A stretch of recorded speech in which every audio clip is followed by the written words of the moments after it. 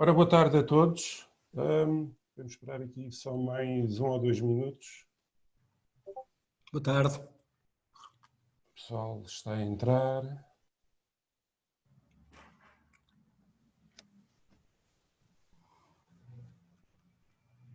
Ora, então esta parte, como é mais introdutória, vamos já começar. O pessoal vai entrando, mas vamos falando. Claro. Já agora, o meu nome é Luís Candeias. Eu estou a trabalhar com a Bit2Me, que é uma empresa espanhola, para quem não conhece, de compra e venda de criptomoedas. E então estou a trabalhar com eles a partir de Portugal, portanto, no apoio a usuários, tanto da plataforma Bit2Me como da plataforma TickBit. E também estou a colaborar com a Bit2Me na parte da academia, na parte da educação. Para quem não conhece, nós já temos vários artigos em português na plataforma Bit2Me.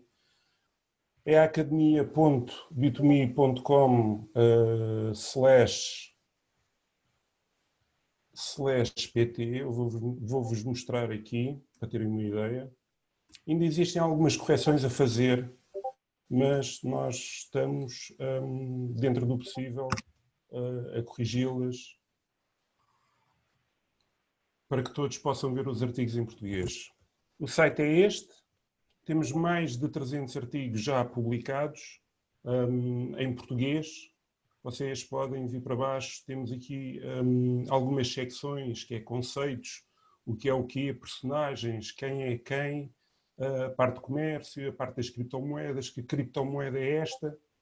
Temos aqui também, na parte dos cursos, portanto, um curso básico com artigos de introdução, um curso intermédio com artigos um bocadinho mais técnicos e o curso avançado com outros artigos.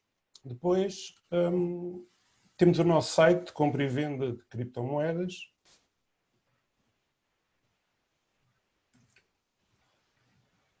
Que basicamente será aqui que vocês podem comprar e vender criptomoedas. Este é o primeiro webinar em português da Bit2Me. Aquilo que nós pretendemos é fazer um pouco o que os colegas estão a fazer em Espanha, que são webinars direcionados, portanto, para a educação. E aqui, portanto, o meu intuito, a minha ideia é trazer convidados para falar de temas mais em concreto e não tanto da atualidade. Queria também referir que no final vamos sortear 50 euros em TickBit. TickBit que depois vocês podem então resgatar por criptomoedas na plataforma Bit2Me. E eu no final depois já explico como é que se faz esse resgate. E depois já digo também no final como é que vamos fazer este sorteio.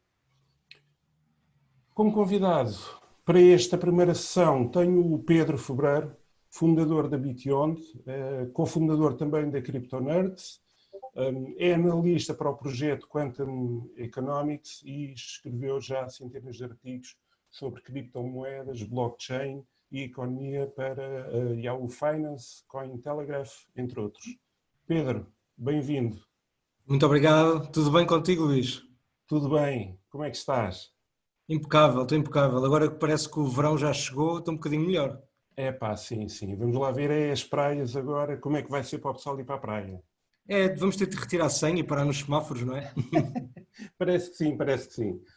Olha, Pedro, eu não sei contigo, mas da minha experiência, aquilo que tenho visto e as pessoas com quem eu tenho falado sobre Bitcoin, eu no início começava isto já há alguns anos atrás, quando me perguntavam sobre Bitcoin, eu começava por explicar o que é Bitcoin. E tinha muita resistência da parte das pessoas para entenderem. E eu, entretanto, virei um bocadinho o jogo e sempre que as pessoas me fazem uma questão a perguntar o que é Bitcoin, eu respondo com outra pergunta. Ok, tu queres saber o que é Bitcoin, mas sabes o que é dinheiro? Claro. E a maior parte das pessoas não sabem. Ou dizem que o dinheiro é intrínseco ao ouro que existe nos bancos, portanto, existe aqui muita falta de conhecimento relativamente ao funcionamento do dinheiro. Tu sentes esta resistência da parte das pessoas quando falas com elas relativamente ao Bitcoin?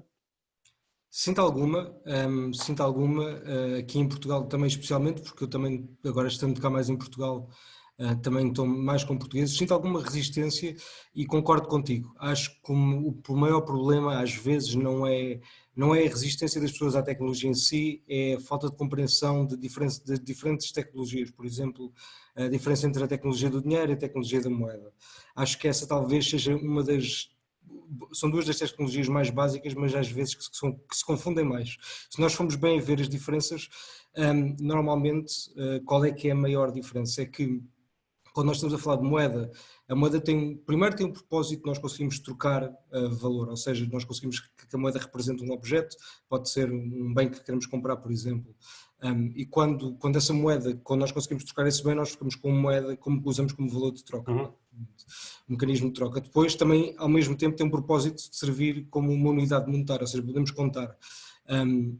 Mas isso não faz a moeda ter valor, ou seja, não faz com que a moeda seja dinheiro. Qual é que é a diferença mesmo? Acaba por ser o terceiro pilar que a moeda não tem, que o dinheiro tem, que é a reserva de valor. E porquê é que o dinheiro tem reserva de valor? Normalmente porque os bens subjacentes a dinheiro, como por exemplo o ouro ou a prata, são bens que primeiro duram muito tempo, são bens muito duráveis, são matérias-primas muito duráveis. Segundo, são muito difíceis de retirar da natureza sem gastarmos muita energia, ou seja, isso não acontece. Bom, chegou a acontecer algumas vezes, mas não é hábito hoje. É muito difícil retirar ouro da terra, a prata também, obviamente, com nível de dificuldade se calhar menor e também porque há mais prata, mas esse requerimento de ser necessário retirar muita energia e não haver muita em grande abundância faz com que tenha valor, basicamente, pela sua quantidade limitada. A Bitcoin não só prefaz todos estes ticks, chamamos-lhe, como tem outros, é muito divisível, é fácil de transportar, ninguém manda na rede, ou seja, não há nenhuma forma de fazermos, de alguém suprimir transações, é uma moeda que é portável e obviamente é programável, é a primeira moeda a ser no fundo programável e isso acaba por ser talvez um dos pontos mais interessantes desta própria tecnologia, porque a própria Bitcoin... Interrompe-me, desculpa Luís, força. Desculpa, tu falaste há pouco no custo e na dificuldade de extrair o ouro e a prata. Tu achas que o preço da Bitcoin é influenciado pela dificuldade com que os blocos são minerados? Sim, eu acho que tem de ter alguma influência, ou seja, o preço da Bitcoin não é obviamente diretamente ligado apenas ao custo energético, mas obviamente que esse custo energético vai ajudar a que o preço não deixe de um certo valor, porque a partir daí acaba por ser... Eu sou um bocadinho, eu ia dizer bola de neve, mas eu sou um bocadinho de desacordo que pode haver uma bola de neve quando os miners saem, não sou de acordo com essa visão. Eu acho que atinge sempre um certo nível de dificuldade e como há muitos participantes já que não querem sair do mercado e que já, depois depende, quanto mais tempo atrás um participante tiver entrado, mais fácil para ele é se manter também mais tempo. Ou seja, eu acho que é importante para o custo, mas não define o preço da Bitcoin. Até porque havia uma grande expectativa depois deste halving, se a Bitcoin, se os miners iriam desligar as máquinas em massa. Aquilo que nós podemos verificar é que, sim, em parte desligaram, mas não foi... ou seja, a correção não foi tão grande como alguns previam. Portanto, existe ainda da parte dos miners essa consciência de que a Bitcoin está para ficar e que vale a pena apostar em recursos financeiros, energia, para continuar a rede. Sim, já agora só um apontamento para aqueles que se calhar não sabem também o que é o halving, basicamente é uma das propriedades que faz com que o preço da Bitcoin tenha a tendência de subir. A cada 210 mil blocos, ou mais ou menos a cada 4 anos, a quantidade de Bitcoin que está a ser emitida por cada bloco que é criado é cortada para metade, basicamente. Ou seja, a supply é cortada em metade, daí o nome halve. E isso também ajuda a que o preço aumente, porque se nós mantivermos a procura idêntica, o que acontece quando a oferta é mais limitada, normalmente tem tendência a subir o preço. Esta normalmente é a lógica. Portanto, ao contrário daquilo que é a política monetária fiat, portanto, do dólar e do euro, podemos considerar que a Bitcoin é uma moeda deflacionária. Sim, exatamente. Visto que a inflação é cada vez menor e o número de moedas é limitado em cerca de 21 milhões de moedas. Por isso, sim, é uma moeda deflacionária, o que implicaria que, se caso algum dia a Bitcoin seja um tipo de moeda de reserva de algum país, a partir dessa economia terá um crescimento talvez um pouco mais lento, mas com base em poupanças, porque qualquer moeda deflacionária ajuda a quebrar a dívida, ou seja, pelo menos a dívida expansiva, porque as pessoas têm a tendência de guardar em vez de gastar, ou seja, pensam mais no consumo futuro. Há pessoas que, obviamente, com legitimidade, acham que isto pode prejudicar a economia em termos de crescimento. Eu não posso dizer que não acontece, porque também não sou dono da verdade, mas, na minha opinião, eu acho que não. Acho que poderemos, se calhar, obviamente, desacelerar um pouco o crescimento, mas vai ser um crescimento com base em poupanças, que é uma diferença absolutamente enorme neste tipo de crescimento. Exato. É muito mais sustentável, é o que eu quero dizer. Sabes que eu tenho pessoas que entraram na Bitcoin e que me dizem que, e eu também sou um bocado isso, mas que me dizem que até à Bitcoin eu nunca poupei, porque não valia a pena deixar o dinheiro no banco a uma taxa de juros que é mínima. Portanto, não, a partir da Bitcoin eu percebi que vale a pena poupar porque eu poderei ter algum retorno no futuro. Ok, concordo. Olha, entretanto, muita coisa se está a passar a nível financeiro, sobretudo nos Estados Unidos. Também na Europa, mas temos mais notícias para quem acompanha mais a cripto sobre o que se passa nos Estados Unidos. O Fed tem imprimido dinheiro, dólares, se calhar como nunca antes visto, e tem surgido este termo que é o quantitative easing. Tu escreveste um artigo há muito pouco tempo, este mês, que eu achei muito interessante, em que tu fizeste uma análise do quantitative easing e da correlação com o preço da Bitcoin. Antes de mais, eu queria te perguntar e que explicasse um bocadinho o que é este quantitative easing. Claro. Em bom português, eu penso que eles chamam cá aumentos quantitativos. É a criação de dinheiro, no fundo, é a criação de moeda, não dinheiro, pronto, criação de moeda papel, que também deixa-me só acrescentar um ponto ao que tu disseste. Na Europa, eu acho que na Europa a nossa situação é pior que nos Estados Unidos, só que é menos falada cá. Eu digo que é pior por um motivo, porque nós temos subjacente ao euro, especialmente ao euro, um conjunto de economias que são muito, muito, muito diferentes. E já começamos a ver alguns embates, alguns problemas, por exemplo, na questão do Banco Central alemão, do Banco Central, desculpa, do Banco Central Europeu e do Tribunal alemão já estarem a colidir por causa de alguns bens que querem que supostamente iriam ser comprados. A dívida do país é que iriam ser comprados, porque eles não acham que é um sistema justo, como está agora. Bom, Exato. o quantitative easing é o quê? Os aumentos quantitativos é quando o Banco Central emite dinheiro diretamente para comprar obrigações, para comprar ações, para comprar produtos financeiros, ok?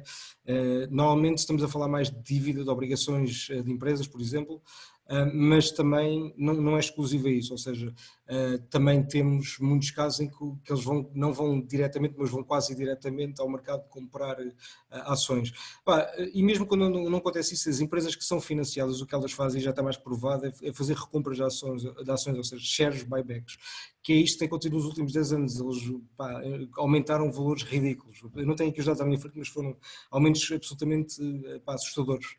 E isto prova um bocadinho como é que o dinheiro está a ser utilizado, ou seja, quem tem mais aquele 1%, aquele conjunto de pessoas, que nós no grande panorama também fazemos parte, mas pronto, mas no mais pequeno, se entrarmos um bocadinho no nível mais micro, o que está a acontecer é simples, as empresas estão-se a capitalizar com dinheiro quase oferecido, eles utilizam esse dinheiro para fazer recompras de ações, ou seja, Portanto, aí está as sim, empresas. sim. Muito Não pouco todas, claro. chega. Pois, exatamente, e não todas. Isso Claro. faz-me lembrar um bocadinho o efeito Cantillon, né? Efeito Sim. Cantillon. Sim, o efeito cantilhão. Sim, acaba por haver uma relação muito próxima entre o efeito cantilhão e também o que o quantitative easing ou os aumentos quantitativos fazem. Ou seja, o que o efeito cantilhão diz é que quem está mais próximo da impressora, ou seja, que a distribuição de dinheiro não é igual para toda a gente. Ou seja, quem tem mais acesso a dinheiro mais fácil não vai sofrer a mesma inflação a partir do que quem recebe o dinheiro na última instância, os trabalhadores, basicamente. Ou seja, o que isto acaba por mostrar é que os preços não vão subir da mesma forma, ou seja, a inflação não vai ser aplicada da mesma forma para todos os participantes da economia. E o que os aumentos quantitativos fazem, no fundo, é exponenciar ainda mais esse efeito, porque quem está mesmo no topo dessas empresas, os diretores, gestores, etc., são os mais beneficiados, ou quem pode, por exemplo, criar dívida através de obrigações. Não é o gajo do café ali ao lado, dos Teixeiritas, por exemplo, que pode fazer isso. Se calhar gostava. Essa hipótese, exato. Exato. Então, na tua pesquisa relativamente ao quantitative easing, o que é que tu encontraste de correlação com a Bitcoin? É importante dizer que a Bitcoin, desde que foi criada, nós sempre tivemos, desde essa altura, aumentos quantitativos, ou seja, não há uma forma de eu dizer como é que não há uma forma de eu comparar a Bitcoin sem quantitative easing, porque desde que ela existe, também existem aumentos, também existe esta criação de dinheiro. E outra coisa que é importante, que eu por acaso não referi, que estes aumentos quantitativos também servem para comprar produtos financeiros. Aliás, eu disse que servem para comprar produtos financeiros com base na dívida. E isto é muito importante. Nós também temos atenção que não é qualquer produto financeiro. Por exemplo, não é um banco central que vai comprar ações da Tesla diretamente, ok? Não é isto que acontece. Mas ao serem financiadas muitas instituições financeiras, esse dinheiro acaba por ir lá parar, ok? Isto aqui é que é o problema. É que, além dos empréstimos diretos, é que este dinheiro acaba por ir para as empresas muito grandes, normalmente, ou as grandes instituições. Relembra-me só a pergunta que fizeste, desculpa, agora passou-me com esta conversa, esqueci-me. Não, relativamente ao teu artigo do Sim, Quantitative, ok. tu tentaste ver e Relação, pesquisar de exato. uma possível correlação com o Bitcoin e com o preço da Bitcoin. Bem, não, como eu estava a dizer, eu tenho de dizer que nunca houve um período de Bitcoin sem aumentos quantitativos. Posto isto, obviamente que cada vez que há uma injeção maior de dinheiro, há uma tendência para o preço também aumentar. Acho que houve um dos casos em que houve uma injeção maior de dinheiro, isso não aconteceu, mas foi apenas um. Depois também é importante dizer que há uma relação pequena, ok? Não, ou seja, a relação entre a Bitcoin e os outros mercados é muito baixa, apesar de em certos momentos ser elevada. Mas isto é porque é em momentos, ou seja, quando é que é elevada? Bom, quando há uma notícia que foi injetado X na economia, ou por exemplo, quando começaram as estatísticas do Covid a subir muito, quando houve aquela queda do petróleo, quando houve a queda do mercado, obviamente que a Bitcoin também cai. É normal, porque quem tem algum dinheiro, o que é que vai acontecer? Que era liquidez. Quer liquidez, exatamente, vai precisar de liquidez nessa altura, pronto. E a Bitcoin está aberta 24/7, né? Ao contrário dos outros mercados. Portanto, é um sítio É mais onde se fácil então encontra... desfazer-nos dela, exatamente, ainda por cima. Exatamente. Ou seja, nesses momentos, obviamente, que vai haver uma relação quase direta com os mercados. Agora, como estão, por exemplo, agora, os mercados tradicionais, o SP 500, por exemplo, o Dow Jones, eles queiram um pouco, eles têm estado a estagnar e Bitcoin tentado agora aumentar, pelo menos desde que caiu aquele bocadinho antes do halving. Ou seja, cada vez que há uma injeção de dinheiro ou uma criação, cada vez que aumenta a quantidade monetária no mercado, há uma tendência para o preço do Bitcoin aumentar. Basicamente é isto. Ok. Para quem não quiser ler o artigo. Pois não, o artigo é muito interessante. Só tens o artigo em inglês? Não, eu tenho mais de 800 artigos escritos. Não. Só tens esse artigo do Quantitative Easing, só está em inglês. Desculpa, sim, só está em inglês, sim senhor. Sim, por acaso eu não tenho a tendência para traduzir para português, sinceramente não é uma coisa que eu tenho uma rúbrica no Medium que é o Mr. Bitcoins apresenta, e essa rúbrica é só com artigos em português, basicamente. Ok. Quem quiser ver. Também nesta altura, e este mês, nós temos ouvido algumas novidades interessantes relativamente ao Bitcoin e relativamente a alguns traders. Foi no início do mês, penso eu, que o Paul Tudor Jones, fundador de um fundo de investimento Tudor, ele é um trader com mais de 30 anos de experiência. O seu fundo de investimento está avaliado em cerca de 22 bilhões de dólares. E foi interessante ver que ele, na newsletter para os seus clientes, ele fala em Bitcoin e ele diz que nesta altura, tendo em conta esta conjuntura, há que olhar para a Bitcoin. O que é que tu achas deste tipo de declaração de uma pessoa que está há 30 anos a lidar com fundos, com bolsa, na Wall Street? Eu acho que este tipo de declarações e quando as pessoas, esses investidores que têm portfólios muito grandes, começam a entrar na Bitcoin, também nos dá uma certa segurança. Eu não sei se é real ou se é fictícia, mas dá esse sentido de segurança aos investidores que também já estão na Bitcoin há mais tempo, porque sentem que pessoas que têm muito dinheiro também estão a validar um bocadinho o conceito de store of value, da possibilidade de guardar valor ao longo do tempo. Eu também acho que vai ajudar muito no preço, obviamente, porque lá está, na minha opinião, o que aumenta mesmo o preço, o que faz o preço aumentar é mais pessoas comprarem do que aquelas que querem vender, ou quantidades maiores a serem vendidas do que, aliás, serem compradas do que vendidas. É isso, é a única coisa que faz o preço aumentar. E este tipo de pessoas têm muito dinheiro, obviamente, que não é? Vão comprar quantidades um bocadinho maiores do que nós os dois, se calhar. Então, acho que acaba por ser importante, porque no fundo a apreciação do preço é aquilo que importa mais aos investidores, especialmente neste momento. Logo, para esse propósito, especialmente, vai ser bom. Sim. É engraçado que o título da newsletter dele era a grande inflação monetária. Pois. E ele teve uma entrevista há pouco tempo, não sei se foi para a CNBS, a CNBC, que lhe perguntaram, então, mas porquê é que começou a olhar agora para a Bitcoin?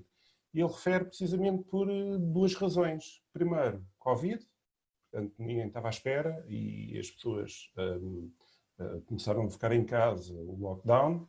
E a segunda razão, e uma das principais, portanto, foi a inflação monetária que o Fed está a fazer ao imprimir dólar. Portanto, ele encontra aqui na Bitcoin, não digo um safe haven, não é? Mas alguma escapatória daquilo que os bancos centrais estão a fazer, que na perspectiva dele, com os anos de experiência que tem, não vai beneficiar muito os mercados. Sim. A questão aqui também é que lá está, neste momento, às vezes nós queremos falar da Bitcoin como um safe haven, mas temos de ser muito, muito pai, muito honestos relativamente a isto. A Bitcoin não é um safe haven, principalmente neste momento, é um ativo de especulação. Porquê? Porque há muito pouca liquidez, ou seja, o volume de transações é muito baixo, 100 e tal bilhões, isso não é nada. Comparativamente ao ouro, a outros mercados que valem trilhões. Ou seja, eu acho que a Bitcoin tem todo o potencial para ser um safe haven, pá, claramente, tem todas as condições e as características necessárias para isso. O que é preciso acontecer? É preciso que mais gente continue a acreditar nisto, ou seja, que da percentagem de novos entrantes que vão entrar agora e que estão a entrar, alguma quantidade deles, positiva, tipo 10, 20%, fique no mercado como hodlers, por exemplo, como pessoas que não querem vender e querem manter aquilo durante os próximos 10 anos. Eu acho que isso é o que está a acontecer. Eu agora vou lançar um artigo, pá, deve estar a sair na próxima semana para aí, e uma coisa que eu faço é que tento comparar os endereços que têm mais de 1000 bitcoins, como é que está a ser a distribuição dessa bitcoin para endereços que têm entre 0.1 e 1 bitcoin. Pronto. O que é que isto demonstra? Isto demonstra que é certo que a Bitcoin há um efeito muito exponenciador para quem entrou antes, ou seja, se entraste muito cedo, os teus ganhos vão ser absolutamente ridículos e é muito, muito difícil que alguém que entre tarde consiga ganhar aquilo que tu ganhaste.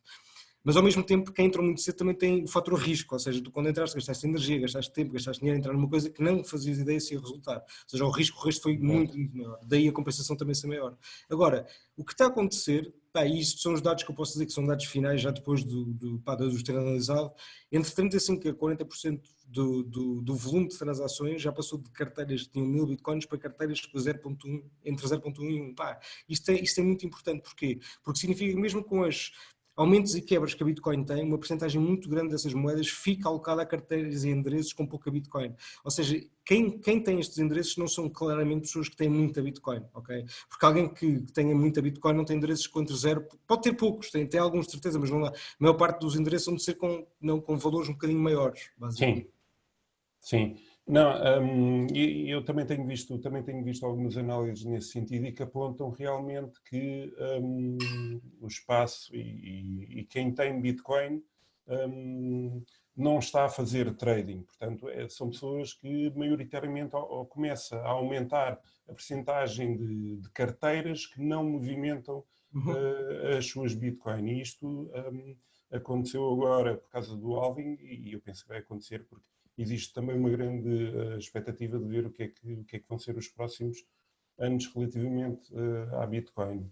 Sim. Se forem, há um site que eu gosto muito de promover, porque eu uso muito e acho que é um ótimo site, que é o Glassnode, em que, pronto, pá, que é de análise on-chain, ou seja, são dados que vêm diretamente da blockchain, basicamente, transações, de blocos, etc. E esse tipo de análise é muito importante para nós percebermos o que é que está a acontecer realmente com a Bitcoin, porque não é bom, podem ser movimentações especuladoras ou especulativas, mas elas mostram o que é que realmente está a acontecer, de que tipo de endereços, para que outro tipo de endereço é que está a ir, se os miners estão a ter uma revenue alta ou baixa, o que é que está a acontecer, se estão a entrar, se estão a sair, ou seja, são dados que são muito, muito relevantes para nós percebermos não só o que é que pode acontecer em termos de adoção, mas especialmente, mais uma vez, o que importa maioritariamente às pessoas é se o preço aumenta, basicamente. Eu por acaso também acompanho a Glassnode, vou vendo os relatórios deles e são realmente muito interessantes. Semana passada, acho que foi semana passada, tivemos uma notícia da JP Morgan que acho que ficámos todos um bocadinho surpresos. A JP Morgan sempre foi relutante se calhar é uma palavra um pouco simpática, sempre foi contra a Bitcoin e mesmo o seu CEO, Jamie Dimon, há poucos anos atrás disse que a Bitcoin era uma fraude. E pelos vistos, neste momento, tivemos a notícia em que eles vão estender os seus serviços bancários para a Coinbase e a Gemini, portanto, para exchange de Bitcoin. Será que eles estão a antecipar aqui algo de futuro que pode acontecer com o dólar? Pois pode ser, eu não sei, eu acho que muito rapidamente nós vamos ver Central Bank Digital Currencies, ou seja, moedas digitais dos bancos centrais. Não sei, talvez seja uma preparação, não faço ideia, mas lá está, eu continuo a dizer a mesma coisa, que já dizia de antes, que é, qualquer que seja um tipo de players que estão a entrar no mercado, quer esses players tenham boas ou más intenções, como eles não podem mudar as regras, acaba por ser irrelevante. Uma pessoa que eu gosto muito, acho que toda a gente que gosta de Bitcoin acaba por gostar dele, é do Andrés Antonopoulos, e uma coisa que ele diz muito bem é os bancos acabam por estar a treinar a próxima geração de engenheiros que vão trabalhar na Bitcoin, na Ethereum, neste tipo de projetos. Ao quererem entrar nesse mercado, eles vão contratar pessoas, vão ensiná-las a mexer naquelas tecnologias e elas eventualmente vão sair e vão trabalhar noutros projetos ou no seu próprio projeto. E isto acaba por ser positivo, não é? Tipo, o que nós retiramos disto aqui é uma análise que a entrada destes novos players, mesmo de instituições financeiras, mesmo que não tenham a mesma moralidade, digamos, ou os mesmos valores que algumas pessoas que têm Bitcoin, não significa que não seja bom para o ecossistema, e especialmente para o preço. Por isso, eu acho que é ótimo nós vemos estas pessoas entrar, até porque elas têm de conceder aquilo que tiveram a dizer durante os últimos 10 anos. Uma das pessoas que eu acho que ainda vai acabar por comprar Bitcoin, talvez durante o seu tempo de vida, pode ser que seja o Warren Buffett, talvez não sei, mas eu ainda acredito que ele um dia os bancos, ele acabou de largar a aviação, não sei, ele pode se interessar, pode perceber que será pode se interessar, né? Está a notícia que ele retirou, já não tem tantas ações, antes desta crise ele tinha dinheiro. Mas depois daquele jantar com Justin Sun, não sei se ajudou ou não o Warren a olhar para o Bitcoin. Acho que não foi a melhor publicidade para as criptomoedas. Mas vamos ver. Eu acho que realmente é precisamente isso. Vão entrar novos players, vão entrar instituições.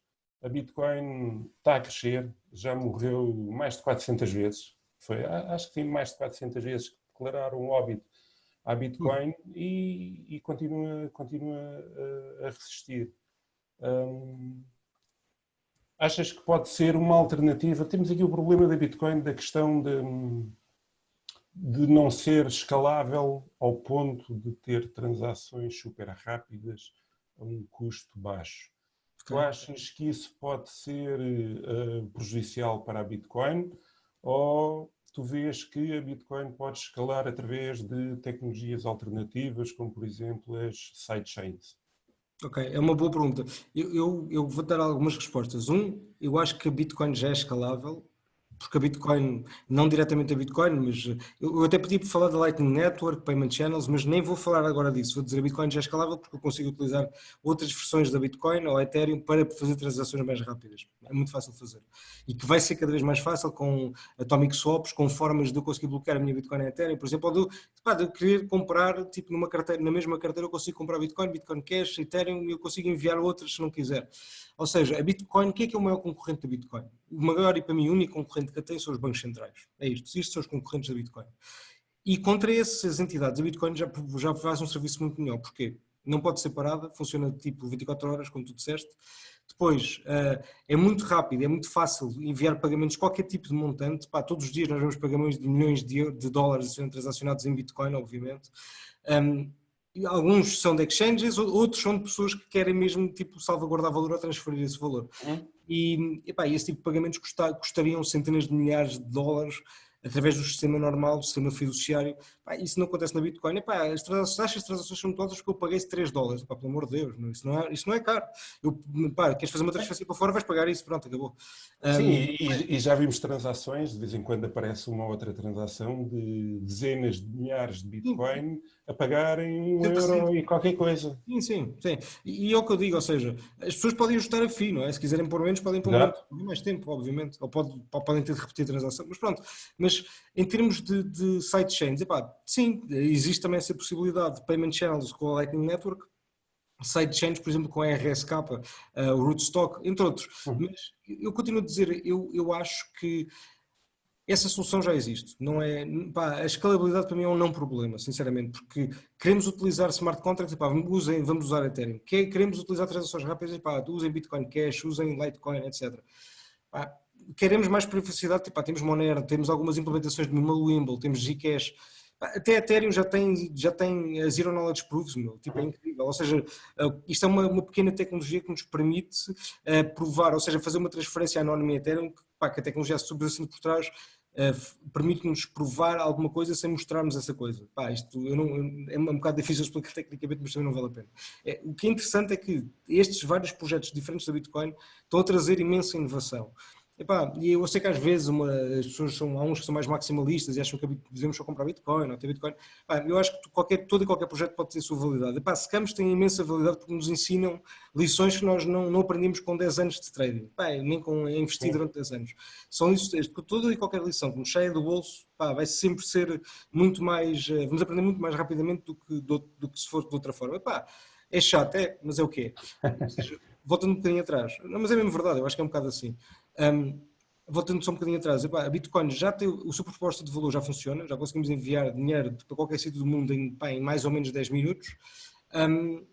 E as FIIs são relativamente baixas para o que pouca tecnologia permite, ou seja, nós estamos a pagar, mesmo que eu diga, nós pagamos $1 em média por transação,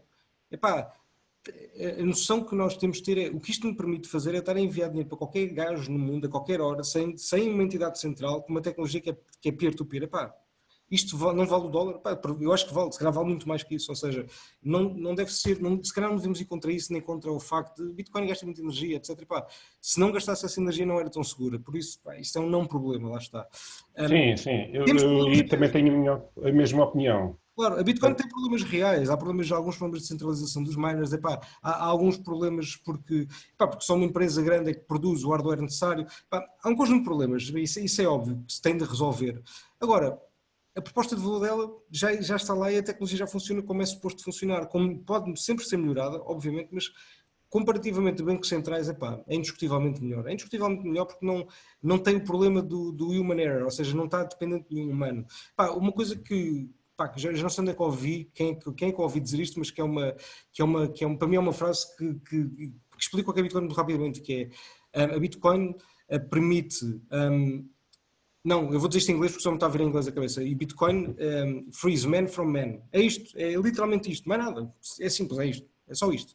E é o que a Bitcoin já faz hoje. Por isso, como tecnologia, podemos pôr payment channels com a Lightning Network, sidechains, podemos utilizar outras, mas a tecnologia em si da Bitcoin é épica. Portanto, liberta os homens dos homens. E Exatamente. acho que essa é a grande mais-valia da Bitcoin como moeda privada.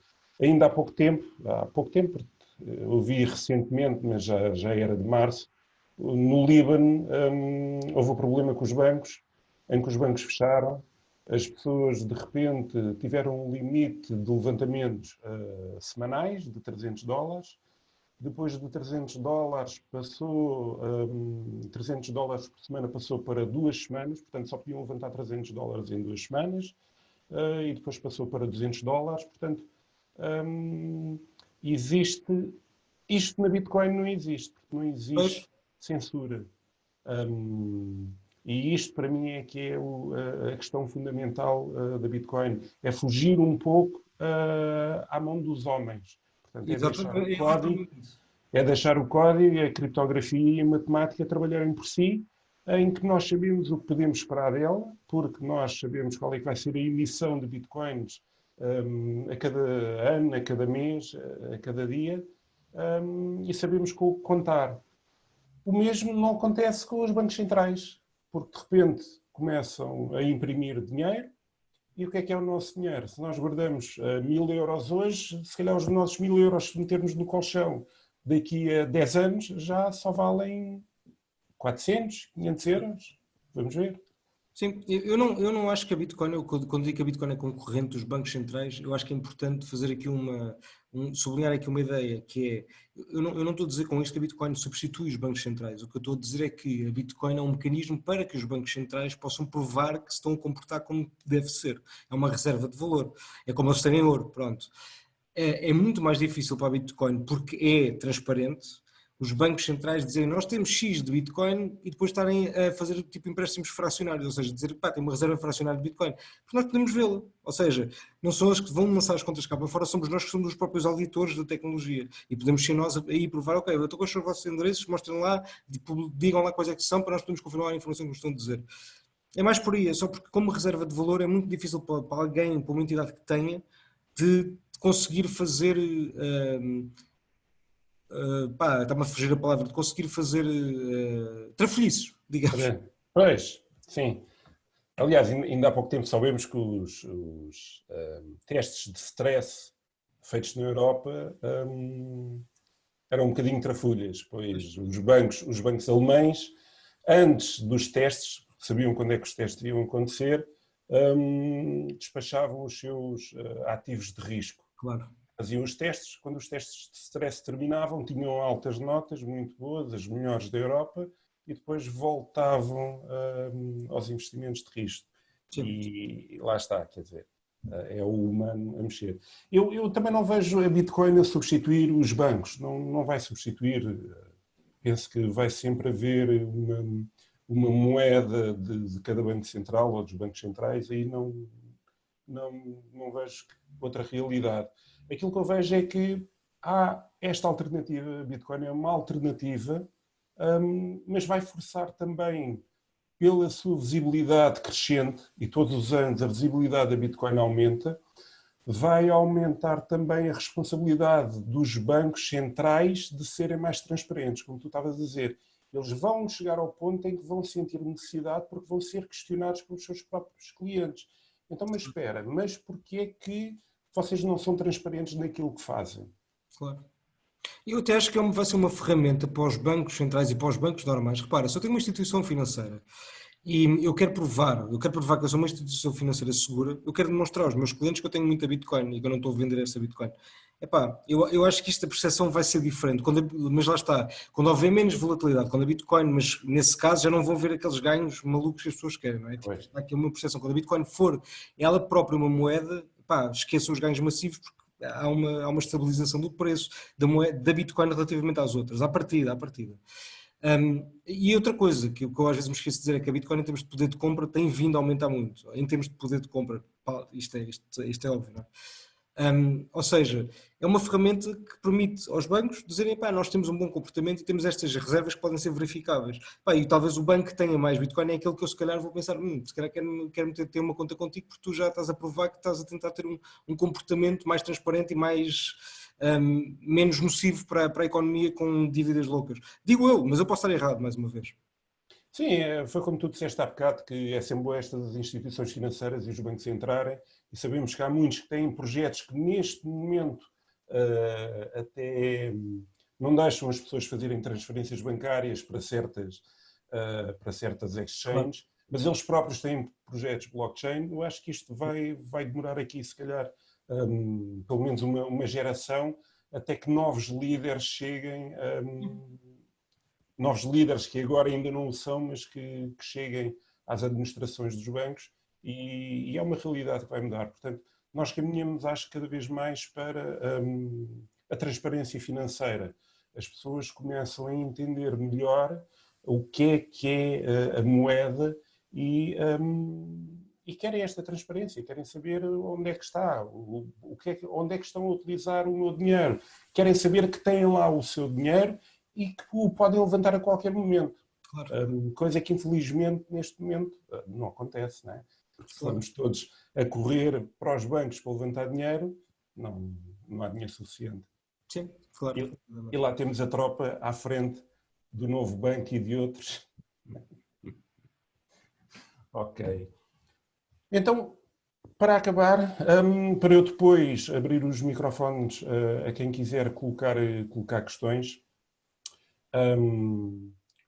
qual é que é a tua abordagem para quem te pergunta o que é Bitcoin? Eu tento fazer um bocadinho como tu, eu tento primeiro perceber qual é, ou seja, porque é que esta pessoa me está a perguntar isto, ok? Normalmente é tentar pôr um bocadinho nos pés das outras pessoas, ou nos sapatos delas. Aqui eu acho que, normalmente as pessoas quando perguntam isso é quando o preço está a aumentar muito ou quando tencionam comprar.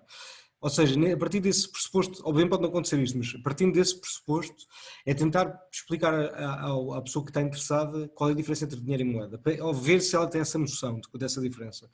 Se ela tiver isso, é também perceber qual é que é o nível de risco de cada um, porque eu acho que isto aqui compra de qualquer ativo financeiro que tenha alguma volatilidade, vai ter risco, muito risco sempre. E o Bitcoin é um ativo de muito risco, as pessoas às vezes têm que ter essa noção. Porque é o risco? É a assimetria da informação. Ou seja, o que eu tento passar, a informação que eu tento passar é quanto mais aprenderes sobre o Bitcoin, mais fácil vai ser para ti comprar e não vender. É isto, é simples. Normalmente esta é a minha lógica. Para isso é preciso estudar muito. E é preciso perder muitas horas à volta da tecnologia Bitcoin, porque é um conjunto de tecnologias variadas. É Elliptic Curve Cryptography, são PGP, ou seja, Pretty Good Privacy, tem uma base de dados distribuída, tens de perceber sobre o mínimo, sobre redes e sobre como é que funcionam, o que é um protocolo, como é que as mensagens são enviadas. Não, tu não precisas de entender isto, mas quanto mais tu percebes sobre a própria tecnologia e de que é que a Bitcoin é feita, porque a Bitcoin é uma junção de várias tecnologias, até Proof of Work, é uma tecnologia que foi inventada por outros motivos, não tem nada a ver com o Bitcoin, era para ser anti-spam. Quando se junta tudo, quando se percebe o que é Bitcoin e se percebe que é apenas uma linguagem para transferirmos valor numa rede aberta, eu acho que se torna mais simples e se torna mais fácil percebermos, primeiro, porque é que há imensa volatilidade, segundo, porque é que a tecnologia é boa, e terceiro, se eu devo manter ou não a Bitcoin durante muito ou pouco tempo. É um bocadinho isto só, porque eu acho que está tudo dependente do risco de cada um. Eu sou uma pessoa muito tolerante ao risco, como não me importa ganhar muito, também não me importa perder muito, é um bocado essa lógica. Mas eu normalmente eu tento explicar às pessoas as maiores perdas que eu tive, eu nunca digo valores, mas tento falar percentualmente. Para elas entenderem que isto não há nenhum truque mágico, é simplesmente estar no mercado muito tempo, é só isto, e ter a atitude certa, que é aprender para não vender na altura errada e para não comprar na altura errada, que basicamente é o erro de quase toda a gente, que é normal, eu também quando entrei na Bitcoin também não entrei na melhor altura, como outras criptomoedas, porque é normal, é o que é. Ok. Tu disseste aí uma frase que eu acho muito importante, que é todas as pessoas têm que ter consciência que a Bitcoin é muito volátil e que não há retornos garantidos. Portanto, todos têm que avaliar muito bem os investimentos que fazem e aquilo que eu aconselho sempre é, antes de efetuar a compra de Bitcoin, percam horas, não minutos, mas sim horas a ler de várias fontes. Para perceber todo o contexto e perceber que realmente estão a investir num ativo de risco que poderá trazer retorno, mas que lá está, é à consideração de cada um e tem que ter isso bem presente. Claro. Então, vamos abrir aqui os microfones. Acho que sim. Aqui aos participantes. Quem é que quer colocar questões, podem levantar a mão, que eu abro o microfone. Isto tem... ok, isto tem uma coisinha aqui para questões. Guilherme? Temos aqui uma pergunta, por acaso. Guilherme? Guilherme? Estás a ouvir? Se não conseguires, dá para escrever no chat. Olha, enquanto o Guilherme está a tentar entrar, temos aqui uma pergunta que dizem se nós queremos comentar a movimentação da conta do Satoshi e como isso pode afetar o mercado.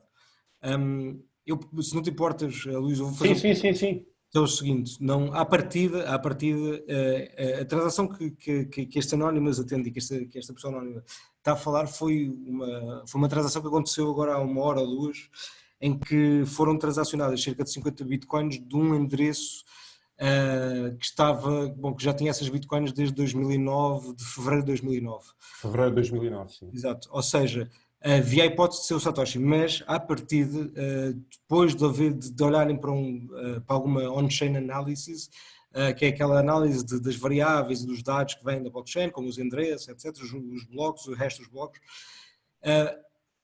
à partida não é de Satoshi, é de outro participante que também era que entrou muito cedo, mas à partida não são moedas minadas pelo Satoshi, são moedas minadas por outro participante que entrou muito cedo na altura. Mas pronto, mas isso neste momento não há certezas de nada, mas é o que indica, é o que os dados indicam. E podem visitar, acho que é, como é que se chama? Satoshi Blocks, não é? .info, acho que o site é satoshiblocks.info, para ver quais é que são os blocos que à partida foram minados pelo Satoshi. É satoshiblocks.info, exatamente. Isso. Sim, e lá está, foi feita uma análise à mineração e eles encontraram um padrão dos blocos minerados pelo Satoshi, e este bloco é o 3654, se não estou em erro. Ele já aparece, ou já aparecia, portanto, nessa análise como eventualmente não sendo Satoshi. Ora, está aqui o Guilherme outra vez. Alô, conseguem-me ouvir? Ok, alô. Guilherme, sim. Agora sim. Ok, desculpem lá, estou no telemóvel e tive que ir às definições do telefone para ativar o som no Zoom. Boa tarde, parabéns por esta iniciativa, antes de mais, e obrigado por trazerem um tema tão interessante como este. O que é que eu queria perguntar, para não roubar muito tempo? Estávamos aqui a falar um bocadinho da valorização da Bitcoin como um ativo, porque se calhar a maior parte das pessoas olha para a Bitcoin como um criptoativo, não é? E pretende ganhar dinheiro e aumentar a sua riqueza com a Bitcoin. Mas numa primeira fase é igualmente importante ensinar as pessoas e explicar às pessoas que a Bitcoin é um ecossistema diferente do ecossistema desenvolvido e controlado pelos governos, pelos bancos centrais, e portanto o facto de nós fazermos uma migração para esse outro ecossistema, o nosso objetivo poderá pura e simplesmente ser utilizá-lo e não ganhar dinheiro com ele. Ou seja, nós passamos para Bitcoin e, teoricamente, aquilo que devia acontecer é nós usarmos a Bitcoin como um sistema de pagamento. Claro que todos nós sabemos que ainda não estamos num ponto ideal, aliás, o facto de ser lenta, o facto das transações, assim que temos um acontecimento tão importante como o halving, dispararem porque os miners precisam de faturar. Portanto, ainda não estamos num ponto ótimo, não é? Mas permite uma coisa fantástica, que é totalmente descentralizada, não é censurável, não há barreiras, 24/7, portanto fazemos o que quisermos quando quisermos, e as taxas também são elevadas porque lembrem-se que é como se nós quiséssemos fazer sempre uma transferência internacional. Para a Bitcoin não há países, não é? Não há fronteiras. Mundial, portanto, será que não devíamos começar antes por aí, em vez de pensarmos em ganhar dinheiro com a Bitcoin? Pronto, a minha pergunta era mais por aqui. Olha, Guilherme, primeiro tudo bem, obrigado pela pergunta, espero que esteja tudo bem contigo. Eu posso dizer que conheço o Guilherme, é um gajo impecável, e Sei que está a fazer um livro também sobre criptomoedas e sobre Bitcoin, por isso, olha, espero que corra bem, quando acabar, já sabes, diz que eu vou publicitar o teu livro, porque acho que mais conhecimento é sempre bom. Relativamente à tua pergunta, que eu acho que é uma ótima pergunta, sim, é verdade, as pessoas deveriam, ou seria melhor se todos estivessem a utilizar a Bitcoin como moeda em si, só que eu acho que é muito difícil por um motivo, porque enquanto houver uma diferença grande, ok, enquanto houver uma diferença grande entre o valor esperado hoje e o valor esperado da Bitcoin noutra moeda daqui a 10 anos, quando esse gap for muito grande, não me compensa a mim usar hoje a Bitcoin, compensa-me antes tentar minimizar os meus gastos de Bitcoin e acumulá-la, até chegarmos a esse ponto mais estável, em que esse gap, essa diferença entre o valor da Bitcoin e o valor da Bitcoin versus as outras moedas, já começa a estabilizar, ok? Em que não há saltos muito grandes, em que essa volatilidade acaba por diminuir. Por isso eu acho que, apesar de ser melhor, eu concordo contigo, era ótimo para o ecossistema, não é isso que vai acontecer, até porque para um ativo, a meu ver, obviamente que isto é a meu ver, isto é opinativo, mas para um ativo ser uma moeda, ele primeiro, ok? Não, naturalmente, para um ativo ser uma moeda, naturalmente, ele primeiro tem de passar por este percurso de ser uma reserva de valor. Se for forçado, tipo as moedas de papel, obviamente que isso não acontece. Se for naturalmente, normalmente nós temos primeiro o bem em si, por exemplo, o ouro ou a prata, e depois temos a moeda criada por cima, que é uma unidade que contém um bocadinho dessa matéria-prima que nós podemos usá-la para trocar valor. Mas pronto, naturalmente, primeiro a reserva de valor, depois essa troca de tipo com unidade monetária, porque é muito difícil nós termos uma moeda naturalmente sem que ela seja reserva de valor. Eu pessoalmente não me estou a lembrar de nenhum caso, a não ser que seja imposta por um governo, que isso é fiduciário. Não me estou a lembrar de nenhum caso. Ou seja, eu acho que isso eventualmente vai acontecer. Eventualmente as pessoas vão querer trocar Bitcoin por Bitcoin e por produtos. Mas por agora acho que o ecossistema é mesmo muito, muito pequenino. Ou seja, temos de esperar que ele cresça bastante e para isso entra muita gente e quando entra muita gente o valor vai aumentar. É um bocadinho essa bola de neve. Sim, eu também concordo contigo e acho que as pessoas quando entram agora em Bitcoin não entram tanto na perspectiva de ser uma alternativa, mas sim no tentar ter retornos. E eu acho que isto é uma questão de maturidade. Portanto, o ecossistema precisa de mais uns anos de maturidade e de estabilidade depois de preço. Provavelmente isso poderá vir com o valor da Bitcoin, essa estabilidade, mas só aí nessa altura é que iremos ver a economia em pleno do ecossistema da Bitcoin. Guilherme, obrigado pela questão. Temos aqui também o André Silva. André, acho que já consegues ligar o microfone. Acho que agora ligou. Ligou. Ok, em primeiro lugar, boa tarde, obrigado pela palestra, foi bem esclarecedora e muito pé no chão, porque geralmente quando vemos palestras sobre criptomoedas, 70% das vezes nos tentam vender pirâmides. E não acabou, André, calma, tem aqui Estou brincando.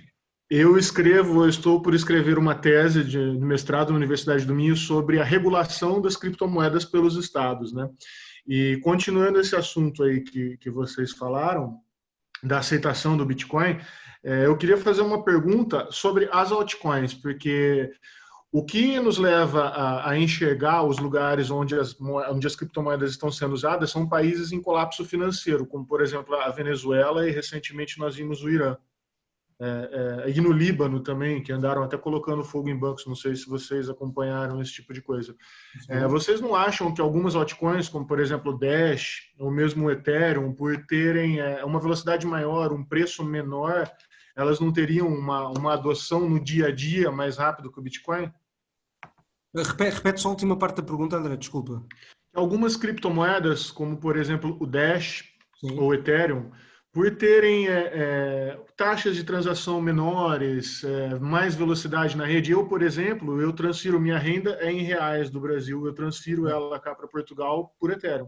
Okay. Mas não tanto pela opção do Ethereum, porque a exchange que eu opero no Brasil, e quando eu saí de lá eu não tive tempo de abrir conta em outras, a criptomoeda mais vantajosa, sem dúvida, disparada é o Ethereum, em termos de taxa.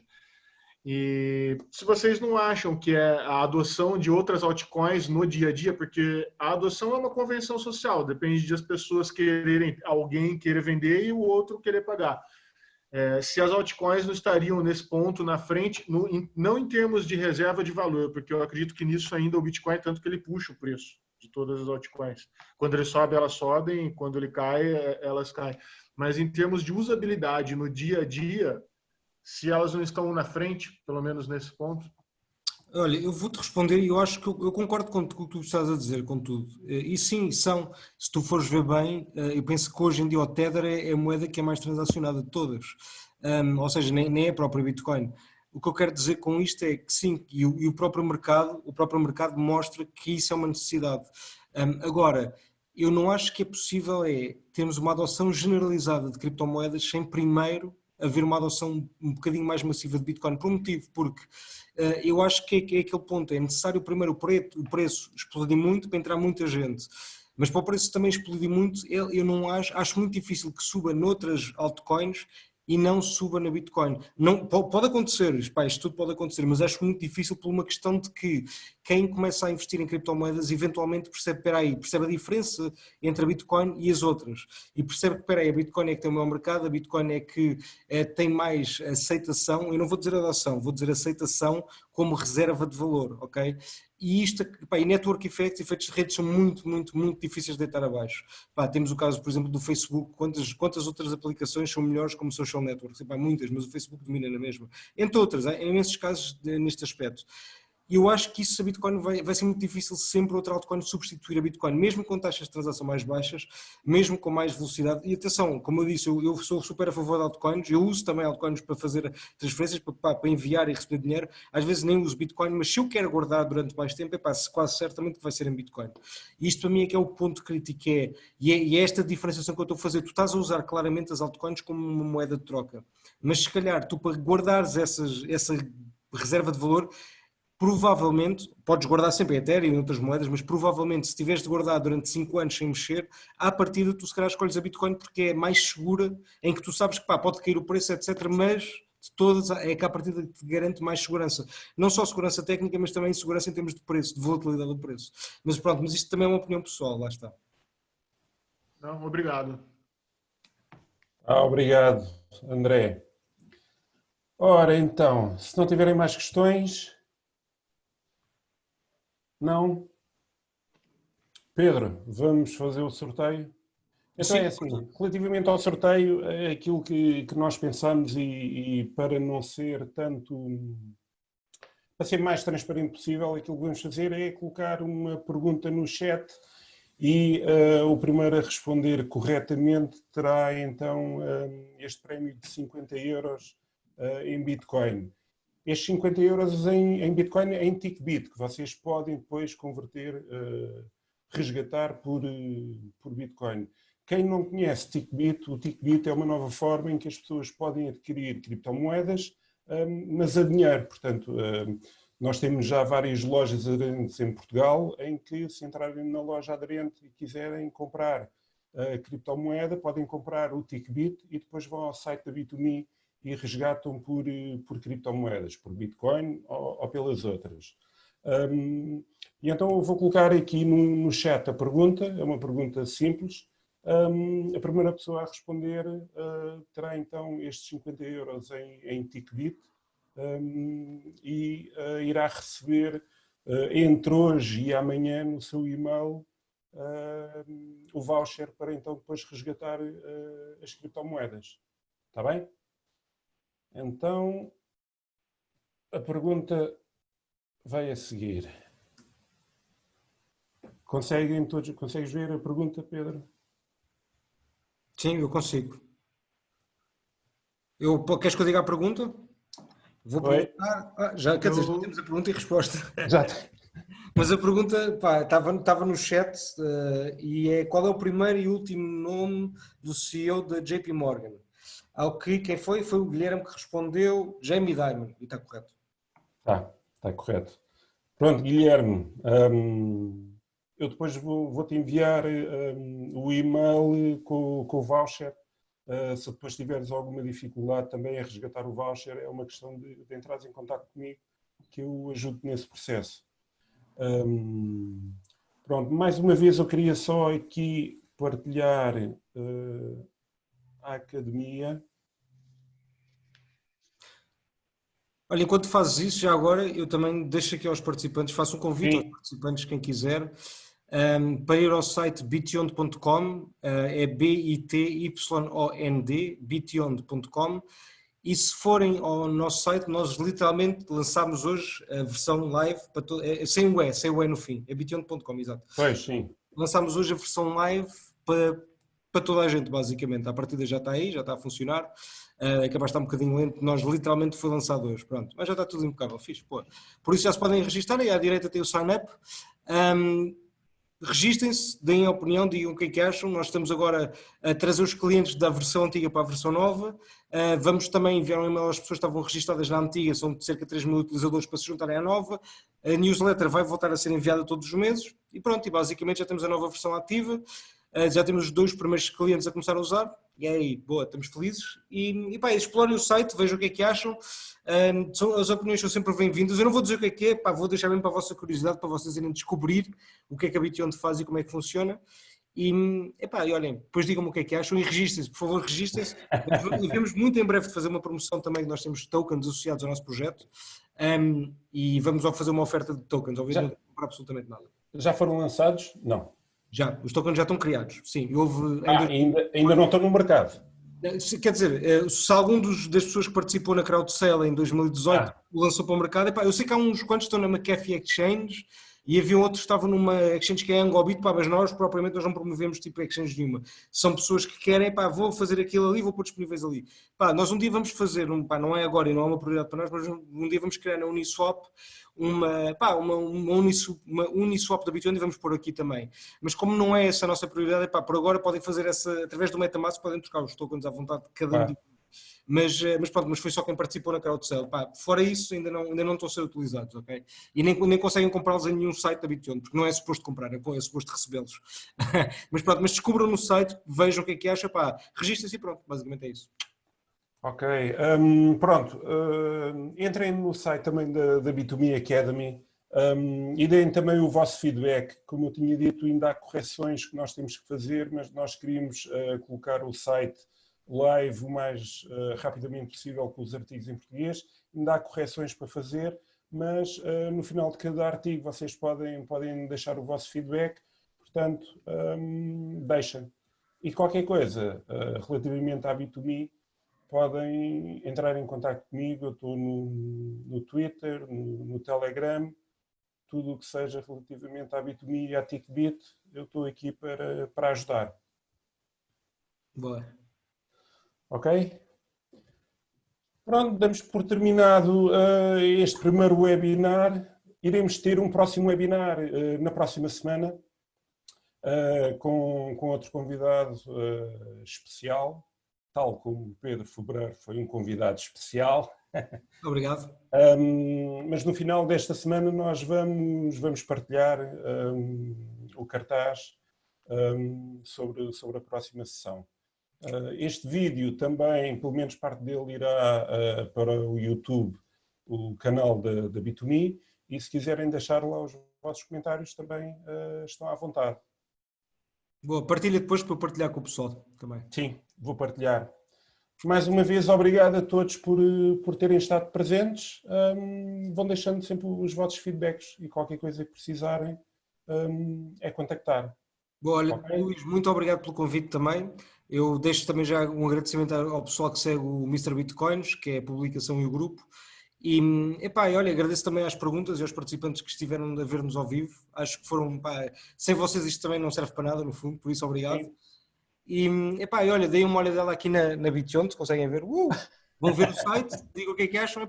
E obrigado, Luís, muito obrigado pelo convite. Meu. Não, eu é que agradeço por ter estado presente. Gostei muito deste bocadinho contigo. Também. E futuramente iremos ter mais, quase certeza. Espero que sim. Eu vou seguir os vossos webinars, vai partilhando. Sim, vou partilhando sempre. Boa. Então vá, um obrigado a todos e vamos estando aqui presentes. Sempre. Obrigado e boa tarde. Obrigado, adeus, boa tarde.